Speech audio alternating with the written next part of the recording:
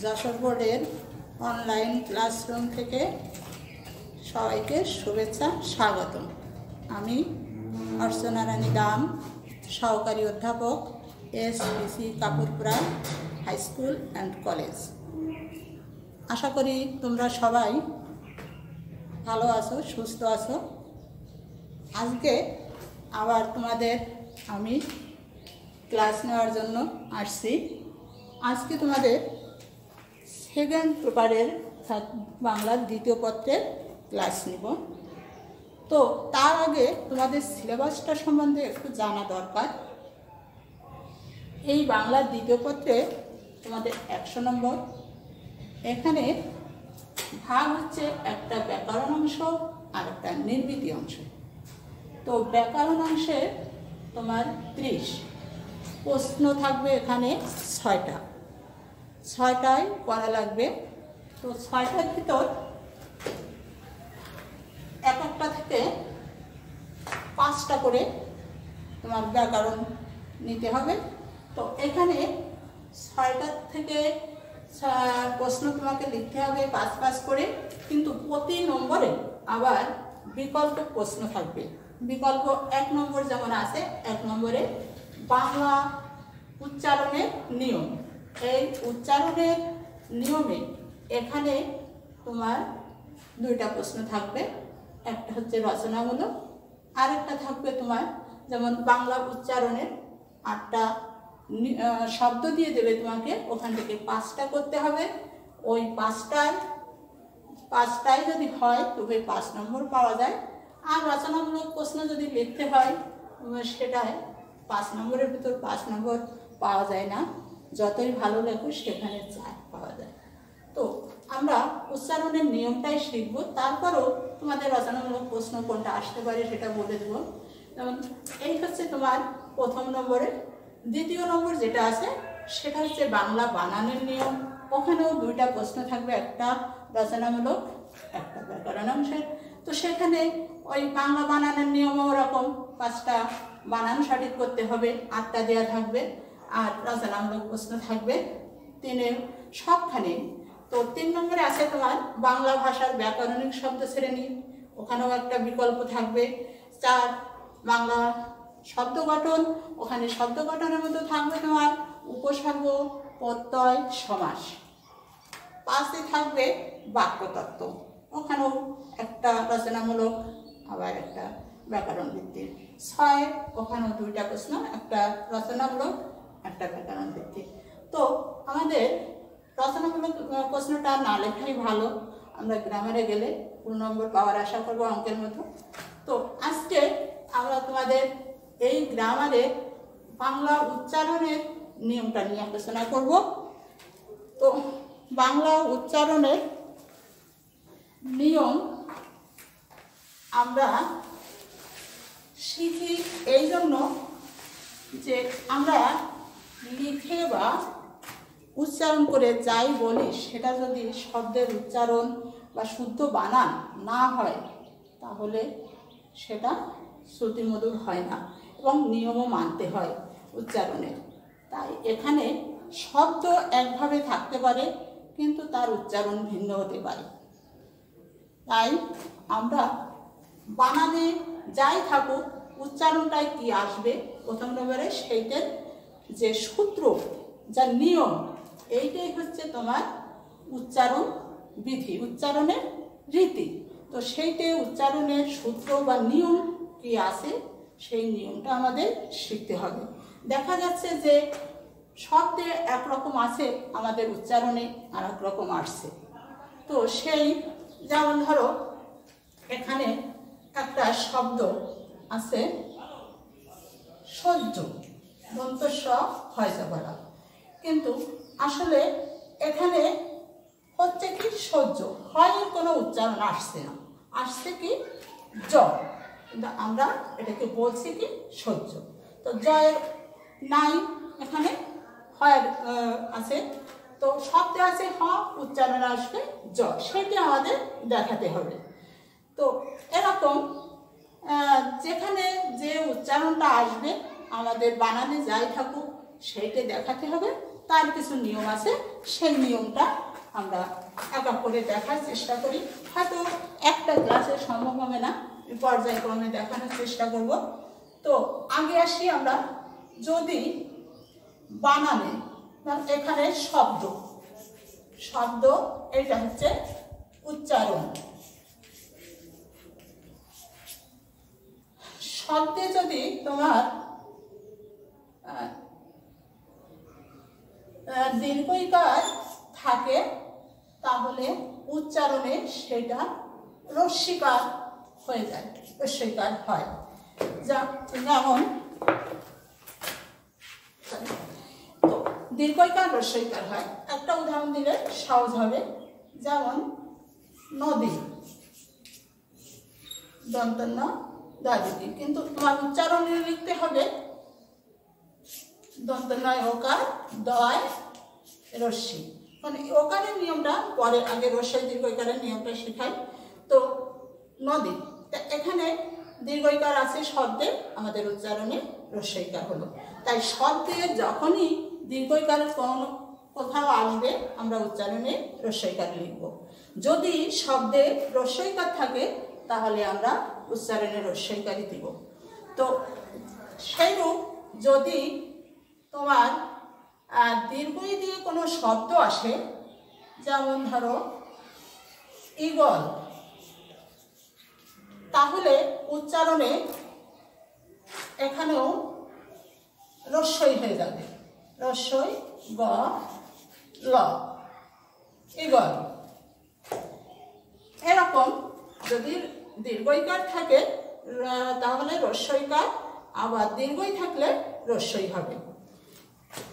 সেরূপ যদি কোথাও দীর্ঘকারের দিয়ে শব্দে আসে তাহলে উচ্চারণে রস্যকার হবে। যদি রস্যকার থাকে তাহলে রস্যকারই থেকে যাবে, দীর্ঘকার থাকলে রস্যকার হবে। যদি রি দিয়ে শব্দ আসে তাহলে উচ্চারণে রয় রস্যিকার হবে।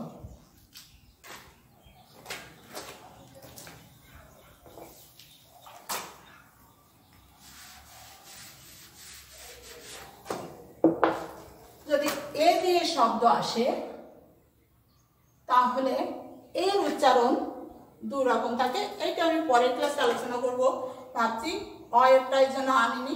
সংবৃত্ত এবং বিবৃত, বিবৃত সংবৃত্ত। তা যদি বিবৃত হয় তাহলে সে এর উচ্চারণ এ থেকে যায়, এবং যদি সংবৃত হয় তাহলে এটা এ হয়ে যায়। তাহলে এ দিয়ে যেন এক, তো এখানে হবে হচ্ছে তোমার এক বলি না, আমরা বলি এক। তো যদি ওই দিয়ে কোনো শব্দ শুরু হয় ওই, তাহলে উচ্চারণে ওইর জন্য শুধু আনতে হবে ও রস্যই, এবং ও দিয়ে যদি কোনো শব্দ শুরু হয় ওর কোনো পরিবর্তন ঘটে না, ও ওই থেকে যায়। যদি ও দিয়ে কোনো শব্দ শুরু হয় তাহলে ওর জন্য আনতে হয় ও রস্যু।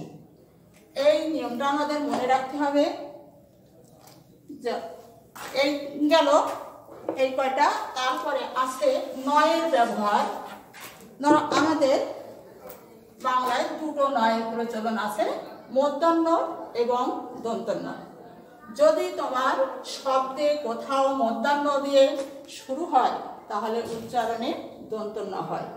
দন্তন্য সর্বদাই উচ্চারণে দন্তন্য, শব্দেও দন্তন্য, কিন্তু মূর্ধন্য শব্দ সবসময় উচ্চারণে দন্তন্য হবে। এই দুটো নয়ের ব্যবহার, তাহলে মূর্ধন্য সবসময় উচ্চারণে দন্তন্য। আর আছে তোমার এখানে দুটো জ, একটা হচ্ছে অন্তর্জ আর একটা হচ্ছে বর্গজ। এই দুটো জয়ের সবসময় উচ্চারণে যদি অন্তর্জও থাকে তাহলে শব্দে অন্তর্জ থাকলে উচ্চারণে বর্গজ হবে, আর বর্গজ শব্দে থাকলে উচ্চারণে বর্গজ। তাহলে অন্তর্জ সর্বদাই বর্গজ হবে। তাহলে মধ্যাহ্ন যেমন দন্তন্য হবে, অন্তর্জ হবে বর্গজ। আর থাকলো তোমার শয়ের ব্যবহার। স আছে তোমার তিনটে, তোমাদের তালিবস স, মধ্যাহ্ন স, আর আছে দন্তের স। এই শয়ের ব্যবহারে অনেক সময় আমাদের বিভ্রান্তির ভিতর ফেলে। স, তো এই মধ্যাহ্ন স সব সময় উচ্চারণে তালিবস স হয়। মধ্যাহ্ন স যদি তালিবস স তালিবস সই হয়, কিন্তু বিশেষ বিশেষ ক্ষেত্রে তালিবস স দন্ত স হয়, এবং দন্ত স তালিবস স হয় বেশিরভাগ ক্ষেত্রে, কিন্তু কিছু কিছু ক্ষেত্রে দন্ত স তালিবস স হয়। এই নিয়মটাই আমাদের মনে রাখতে হবে যে মধ্যাহ্ন স সর্বদাই তালিবস স, কিন্তু তালিবস স তালিবস সই হয় যদি তালিবস স শয়ের মতো উচ্চারণ হয়, তাহলে তালিবস স হবে। সেরূপ যদি দন্ত স শয়ের মতো উচ্চারণ হয়, অর্থাৎ এস এইচ, তো সেরকম উচ্চারণ হয় তাহলে দন্ত স তালবস স হবে। কিন্তু যে ক্ষেত্রে তালিবস স এবং দন্ত স দুটোই ছয়ের মতো উচ্চারণ হবে, তাহলে সেখানে দন্ত স থেকে যাবে, তালিবস স দন্ত স হবে এবং দন্ত স থেকে যাবে। এই শয়ের ব্যবহারটাই সমস্যা বেশি ঘটে। তো এতে আর একটা হচ্ছে, যদি আমাদের শব্দে কোথাও অনিশ্বর থাকে তাহলে উচ্চারণে হবে ও। আর যদি ম ফলা আসে কোথাও, ম ফলা, তো সে ম ফলার জন্য আমাদের উচ্চারণে চন্দ্রবিন্দু আনতে হবে। এই হচ্ছে স্বাভাবিকভাবে পরিবর্তনটা ঘটে। তো এখানে সংবৃত্ত এবং বিবৃতর একটা ব্যাপার ঘটে। আমি অধ্বনির পরিবর্তনের কথা তোমাদের কিছুই বলিনি। সেটা হচ্ছে এরকম, যদি কোনো শব্দ অ দিয়ে শুরু হয়, যেমন ধরো অতি, তো সেই অ কখন ও হয়ে যাবে? অ ও হয় যদি অবিবৃত, অর্থাৎ বিবৃত হয়, সেখানে অ এর উচ্চারণ অ থেকে যায়। যদি সংবৃত্ত হয় তাহলে অটা ও হয়ে যায়। তো বিবৃত আর সংবৃত্ত, বিবৃত হচ্ছে যেটা যেটা বেশি বিস্তারিত হয় এবং সংকুচিত, সংবৃত্ত হচ্ছে সংকুচিত। অতি, অতি আমাদের মানে এইটা উচ্চারণ করতে মুখ বড়টা একটু সংকুচিত হচ্ছে, তাই জন্য এটা অটা ও হয়ে যাবে। আমরা উচ্চারণে লিখব অতি। আর আরেকটা সূত্র আছে, যদি অ এর পরে রস্বইকার, দীর্ঘইকার, রস্যকার, দীর্ঘকার, জ ফলা এই অ এর পরের বর্ণের সাথে যুক্ত থাকে, তাহলে অ এর উচ্চারণ ও হয়ে যায়। আর এখানে তো রস্যিকার আছে, তাহলে অটা এই কারণে ও হয়ে গেল। যেমন ধরো অতীত, অ তয় দীর্ঘি ত, তো অতীত, তাহলে এটা আমরা অতীত বলছি না, বলছি অতীত। এটা হচ্ছে তোমার সংবৃত্ত অ, তাহলে এইখানে অটা ও হয়ে যাচ্ছে। আর এপাশে দীর্ঘিকার, তো হয়ে যাচ্ছে ও পাশে রস্যইকার, তাহলে ও তয় রস্যি ত, অতীত। এখানে একটা হর্ষ বা হসন্ত দিলাম। তো আজকে তোমাদের এই হর্ষ বা হসন্তের এটা শেখাতে পারলাম না, পরবর্তী ক্লাসে আরো কিছু শেখানোর আছে, সেখানে আজকে ক্লাস এখানে শেষ করি। তোমরা ক্লাসের দিকে লক্ষ্য রাখবা, পরবর্তী ক্লাস দেখবা, তাহলে সব বুঝতে পারবা। সবাইকে শুভেচ্ছা, সবাই ভালো থাকো, ধন্যবাদ।